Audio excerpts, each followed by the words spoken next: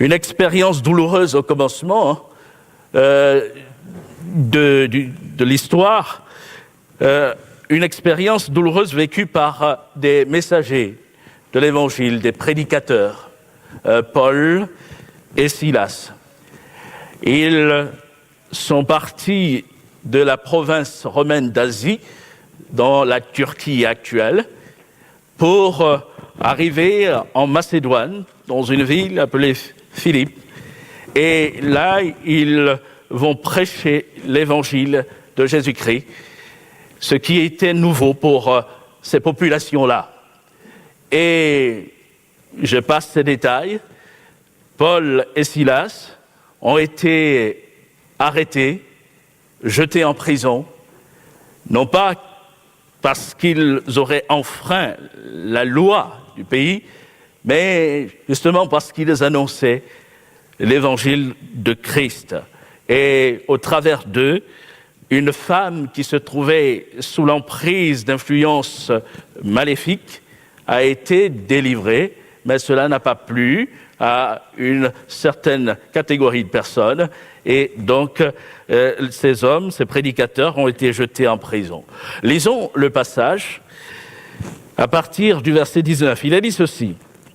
Les maîtres de la servante, c'est celle qui avait été délivrée de puissance démoniaque, maléfique. Il est dit, les maîtres de la servante, voyant disparaître l'espoir de leur gain, se saisirent de Paul et de Silas et les traînèrent sur la place publique devant les magistrats. Ils les présentèrent aux prêteurs en disant « Ces hommes troublent notre ville. Ce sont des Juifs qui annoncent des coutumes qu'il ne nous est permis ni de recevoir, ni de suivre, à nous qui sommes Romains. » La foule se souleva aussi contre eux, et les prêteurs, ayant fait arracher leurs vêtements, ordonnèrent qu'on les battît de verges. Après qu'on les eut chargés de coups, ils les jetèrent en prison, en recommandant au geôlier de les garder sûrement. Le geôlier, ayant reçu cet ordre, les jeta dans la prison intérieure et leur mit les ceps aux pieds. Vers le milieu de la nuit, Paul et Silas priaient et chantaient les louanges de Dieu, et les prisonniers les entendaient. Tout à coup, il se fit un grand tremblement de terre, en sorte que les fondements de la prison furent ébranlés. Au même instant, toutes les portes s'ouvrirent et les liens de tous les prisonniers furent rompus. Le geôlier se réveilla et lorsqu'il vit les portes de la prison ouvertes, il tira son épée et allait se tuer, pensant que les prisonniers s'étaient enfuis. Mais Paul cria d'une voix forte « Ne te fais point de mal, nous sommes tous ici. » Alors le geôlier, ayant demandé de la lumière, entra précipitamment et se jeta tout tremblant aux pieds de Paul et Silas. Il les fit sortir et dit « Seigneur, que faut-il que je fasse pour être sauvé ?» Paul et Silas répondirent « Crois au Seigneur Jésus et tu seras sauvé, toi et ta famille. » Ils lui annoncèrent la parole du Seigneur ainsi qu'à ceux qui étaient dans sa maison. Il les prit avec lui à cette heure même de la nuit. Il lava leurs plaies et aussitôt il fut baptisé, lui et tous les siens. Les ayant conduits dans son logement, il leur servit à manger et il se réjouit avec toute sa famille de ce qu'il avait cru en Dieu. Et nous bénissons Dieu pour ce témoignage. Il y a donc ce témoignage, il lava leurs plaies et aussitôt il fut baptisé, lui et tous les siens. Donc il y a environ 2000 ans que cela s'est produit. Et 2000 ans après, il y a encore des hommes qui se font baptiser. Et la question que je posais tout à l'heure, je pourrais la poser en l'endroit de cet homme. Bon, il n'est pas présent pour répondre. Dire, mais pourquoi, dans le fond, se fait-il baptiser? Le témoignage qui est ici consigné nous amène à souligner certains éléments dans son parcours. Et je relève qu'il y a eu une combinaison de deux facteurs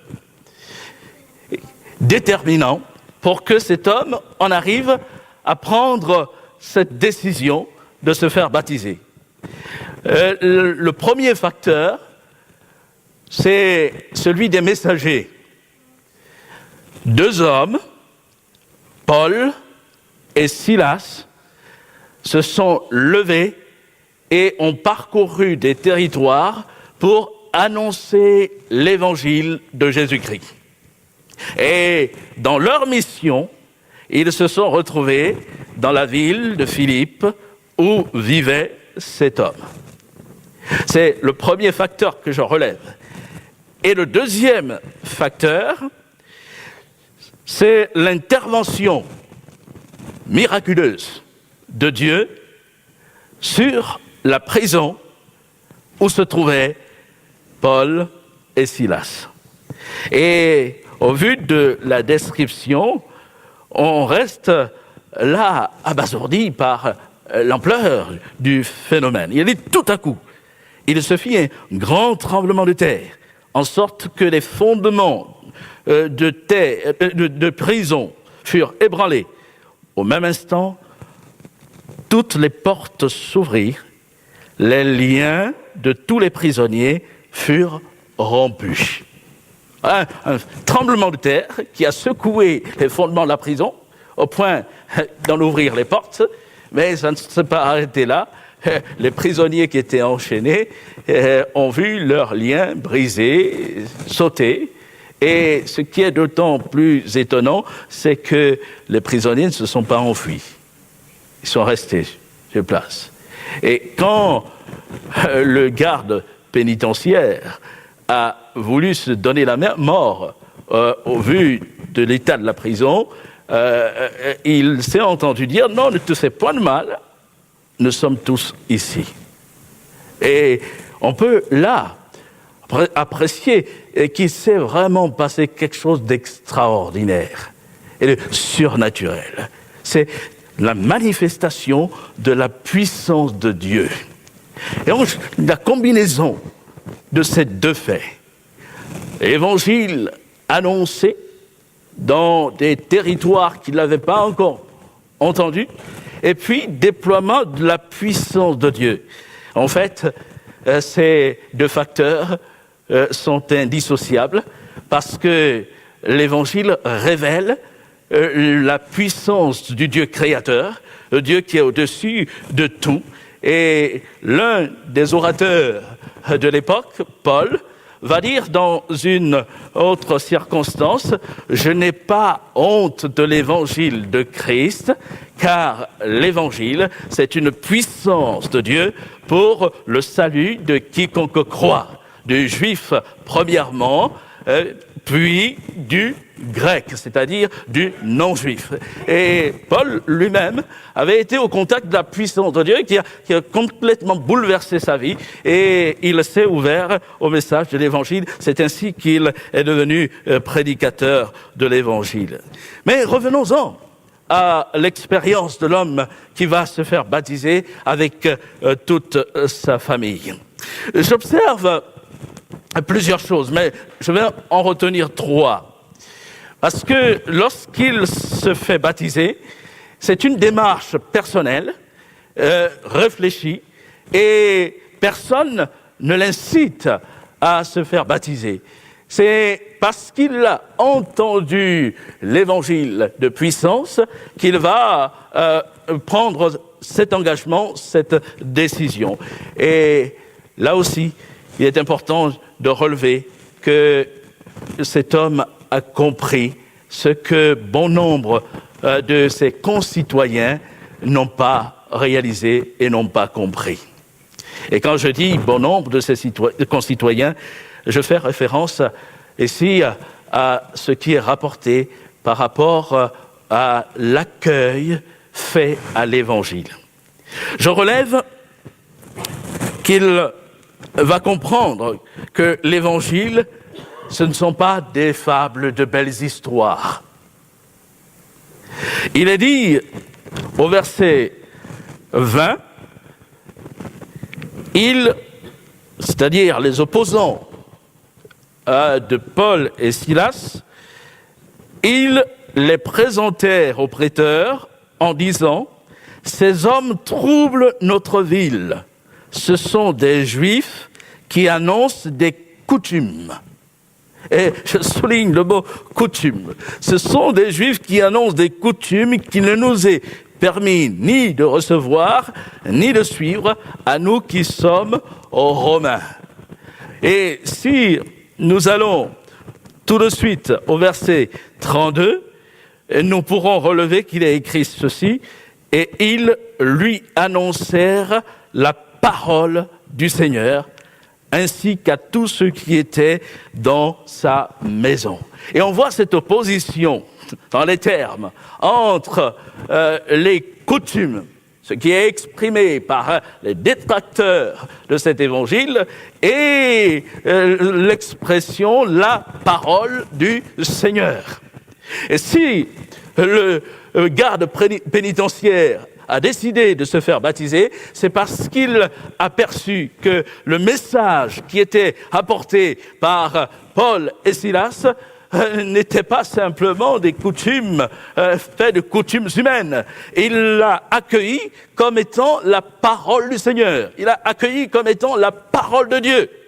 Et, chers amis, le baptême n'a de sens que si l'Évangile est accueilli comme étant la parole de Dieu. Si un cœur a perçu toute la portée de sa vérité, et cet Évangile, ce n'est pas celui d'un homme, c'est l'Évangile de Christ.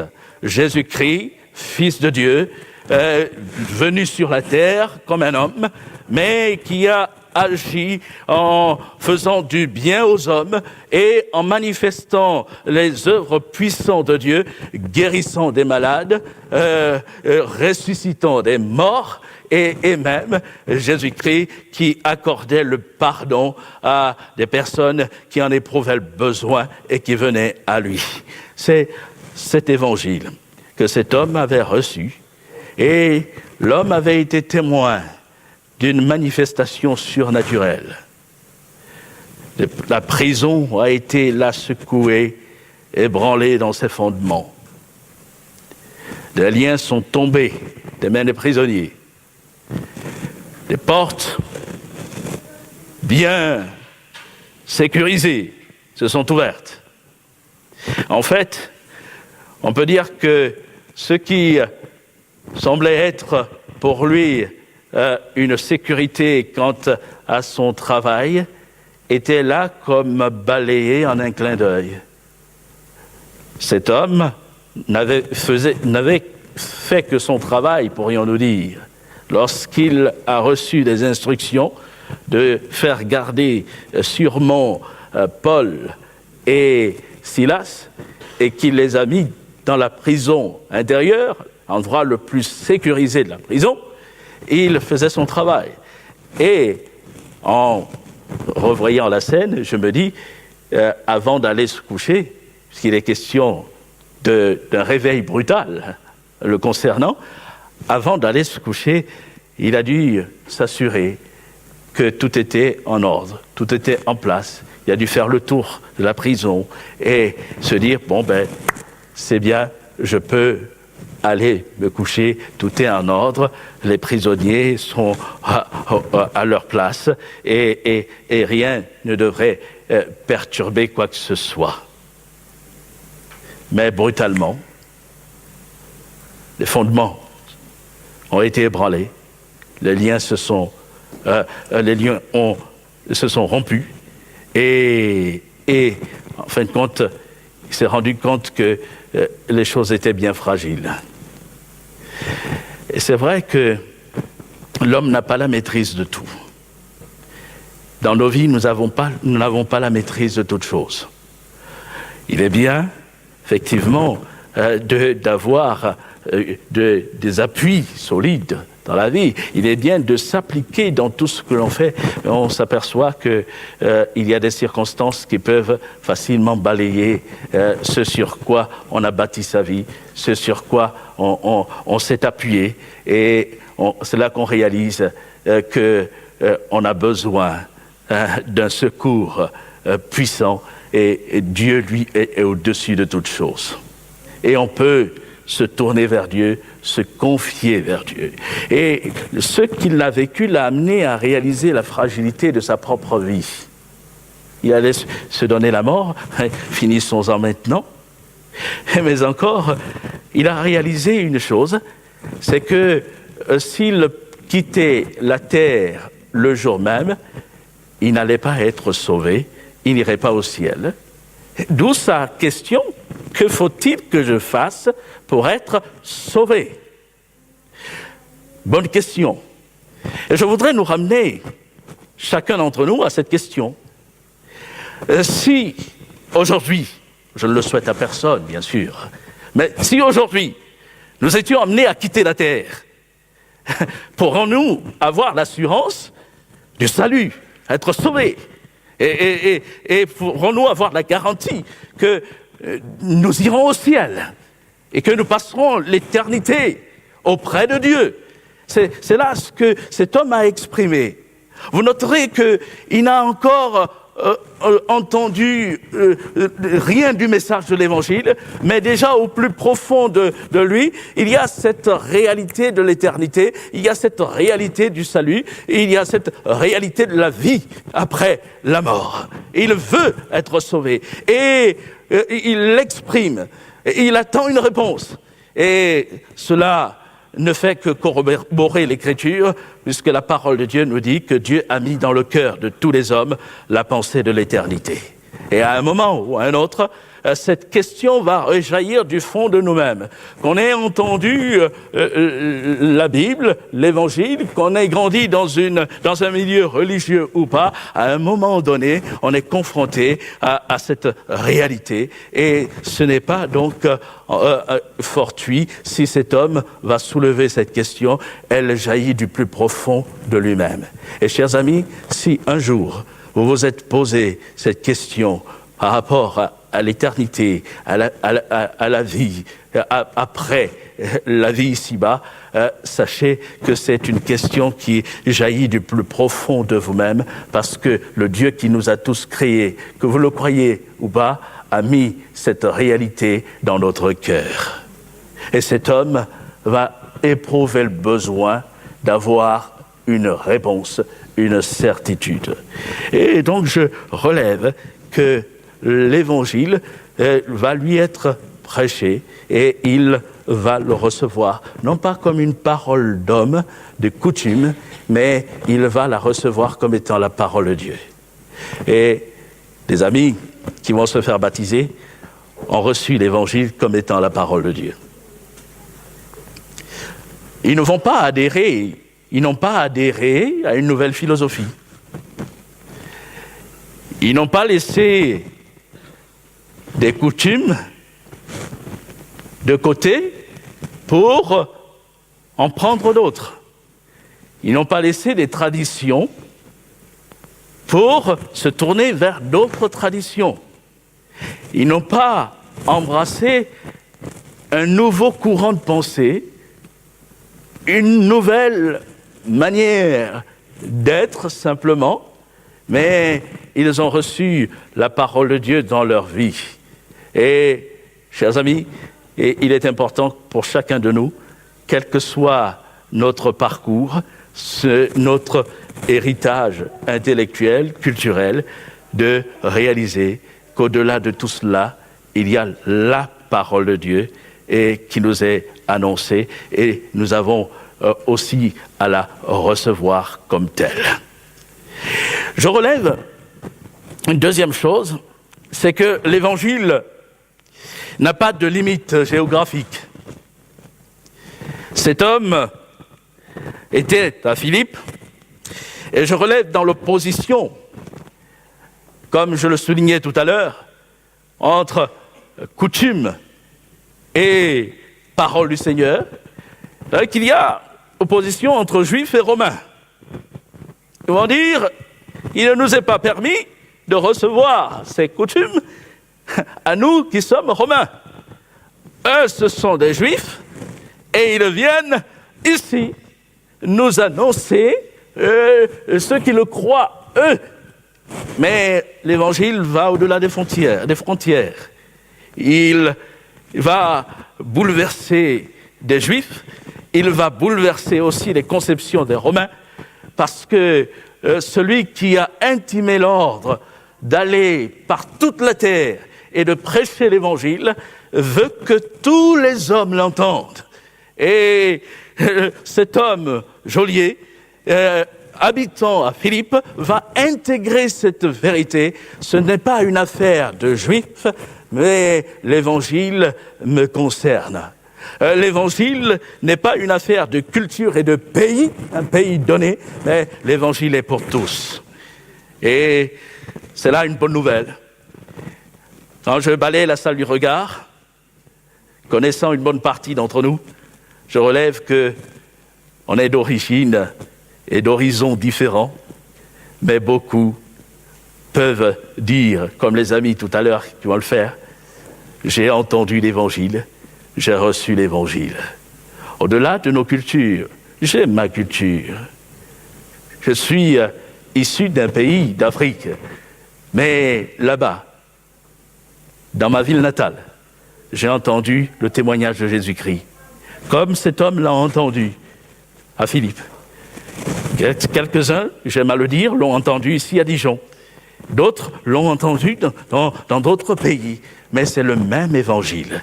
Et Dieu a permis que nous puissions nous rencontrer et au moment de partager les expériences les uns des autres, nous réalisons que c'est le même Dieu qui a pu parler à notre cœur et c'est le même Dieu qui s'est révélé à nous et que cette parole est véritablement la puissance de Dieu pour nous attirer à son salut.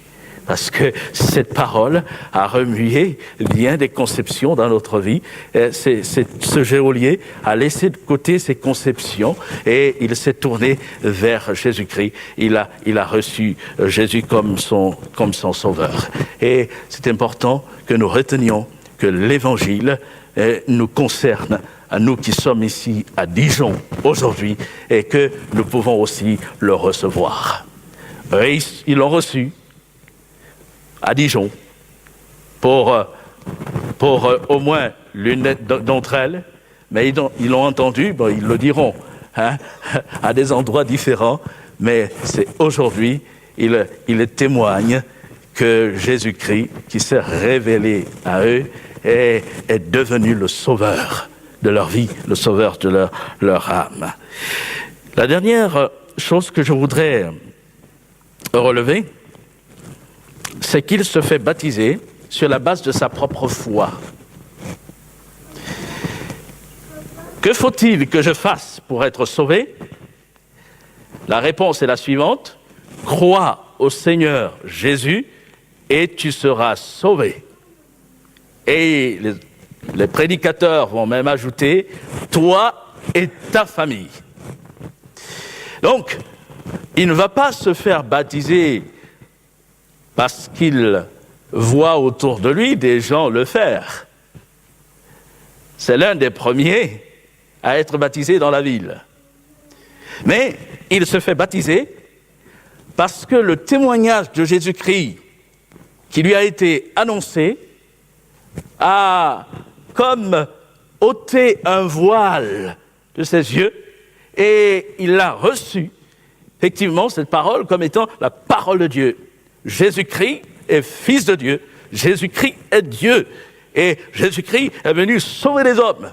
Il lui a été fait part du parcours de Jésus et Jésus qui est mort sur une croix pour ôter les péchés des hommes est devenu son sauveur. Il s'est identifié à cela, à ce fait, à cette réalité et il a aussi cru que Jésus-Christ est ressuscité et qu'il est vivant. L'évangile, j'ai coutume de le dire, il n'est pas compliqué, il est accessible à tous. Et encore faut-il que notre cœur ne reste pas là distant ou fermé quant à cette réalité, à ce message simple qui est à la portée de tous, mais que nous puissions l'accueillir véritablement comme la parole que Dieu adresse à notre cœur. Et cet homme a reçu cela, il a cru. Et vous relèverez que dans leurs propos, les autres ont dit « il ne nous est pas permis de recevoir cela ». Mais lui l'a reçu, il l'a cru. Et dans son élan, on se relève qu'il y a une transformation, un changement. Cette parole, la révélation de Dieu a produit en lui un changement complet.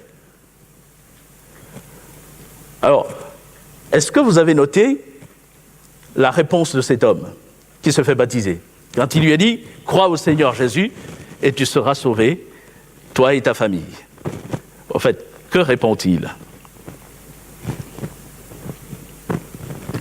Alors je m'adresse là particulièrement, plus spécialement à ceux qui ont lu ce texte à plusieurs reprises.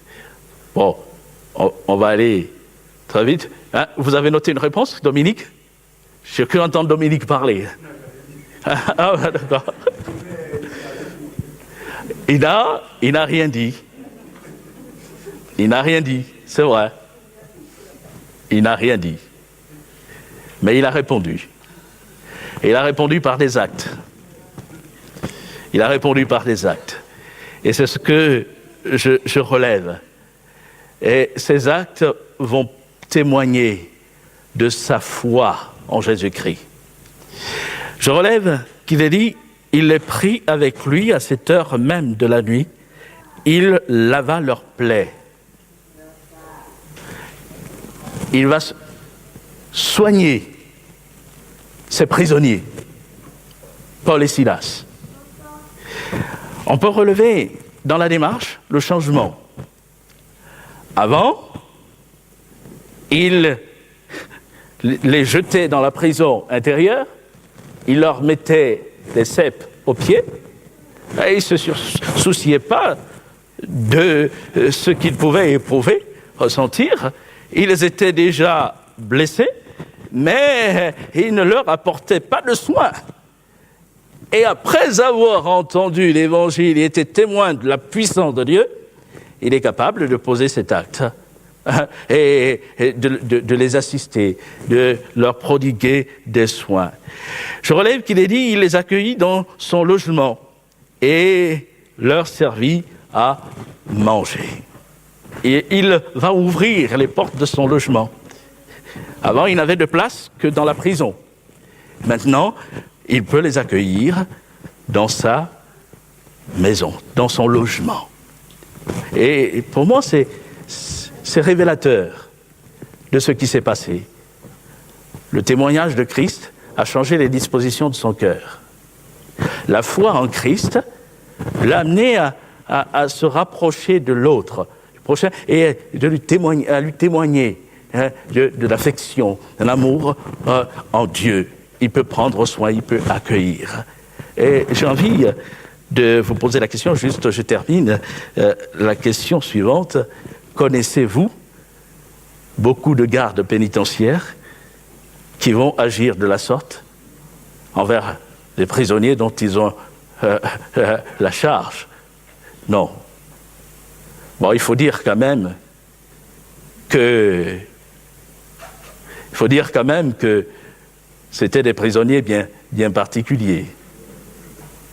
Ah, comme on l'a dit, hein, ils n'avaient pas commis de délit.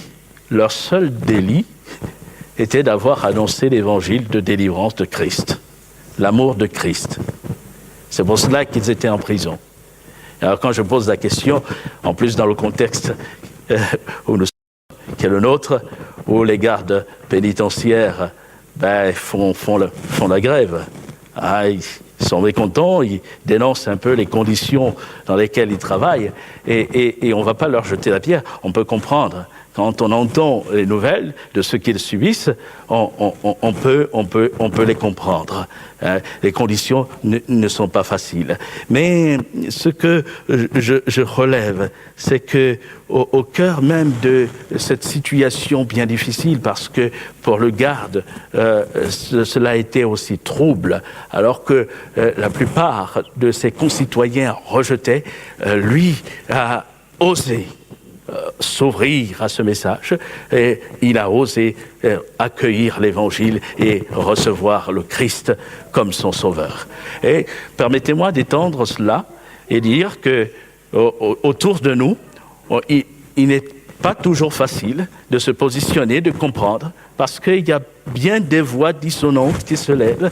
Quand on ose s'intéresser à la Bible, aux choses de Dieu, et dans l'entourage, bon nombre de personnes viennent rapidement, mais tu ne vas pas quand même t'ouvrir à ces choses-là. Et souvent, cela décourage même l'élan qui commence à s'élever.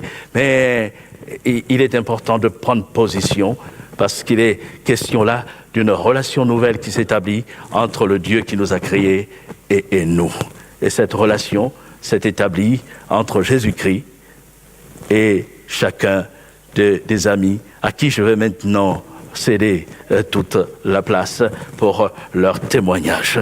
Mais je voudrais que nous prions en toute chose, que dans des moments qui vont suivre et au travers de ce témoignage qui a été rendu, l'évangile prêché et qui transforme les vies et qui suscite la foi en Christ, que cet évangile soit là accueilli aussi par bon nombre d'entre nous, et que ceux qui peut-être se posent encore des questions légitimes, parce qu'il ne s'agit pas non plus de s'ouvrir ainsi sans comprendre, que ceux qui se posent des questions légitimes, qui ont besoin de réponses, puissent avoir par l'intervention de Dieu et du Saint-Esprit des réponses à leurs questions, et connaître le Christ comme nous l'avons personnellement connu.